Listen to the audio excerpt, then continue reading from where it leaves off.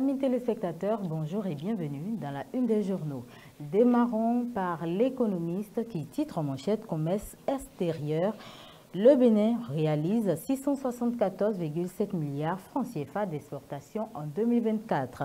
Gouvernance budgétaire au Bénin, un ratio masse salariale, recette fiscale à 30,9% d'ici 2026. Promotion des affaires Bénin Business Forum 2025 s'ouvre demain au Japon, rappelle le journal à la page 4. UNESCO, un Africain à la tête de l'institution.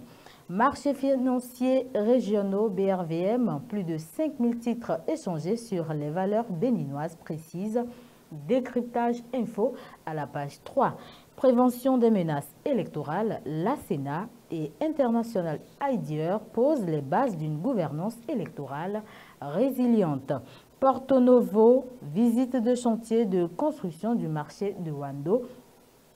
Louis Vlavonou, émerveillé par la qualité de l'infrastructure, rapporte Dabarou à la page 2.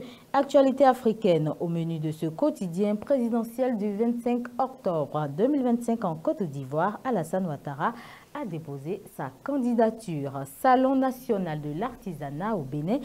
Les exposants au SNAB 2025 félicitent le gouvernement et font des propositions. Note décryptage info.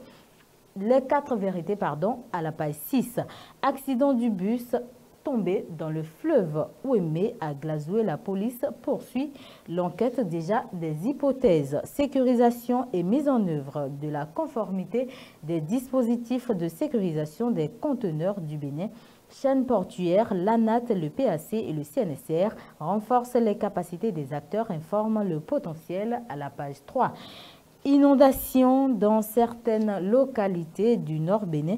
Le gouvernement exhorte les populations à la vigilance. Département du Borgou, 12 présumés cybercriminels arrêtés à Parakou par la police. Commune de Kondi, des élus face à leur choix, s'exclame l'informateur à la page 2. Tribunal de Cotonou, pas de reprise du procès d'Invo ce 26 août. Décision 2025-12 de la Sénat vers une ouverture du parrainage aux candidats non partisans, s'interroge Mathé-Libre à la page 9. Présidentielle 2026, développement inclusif, promouvoir la femme à travers des politiques concrètes et ambitieuses. Handball, phase finale du championnat World Cola des cadets 2025, des rencontres explosives d'entrée. Attribution de mini-stations au Bénin, attention, ça rançonne, prévient le matinal à la page 2. Lire l'alerte de la Direction générale des dépôts pétroliers. Élection générale de 2026 au Bénin, un atelier sur la protection des scrutins lancé au Bénin. Élection présidentielle, une organisation syndicale appelle à la tenue à bonne date.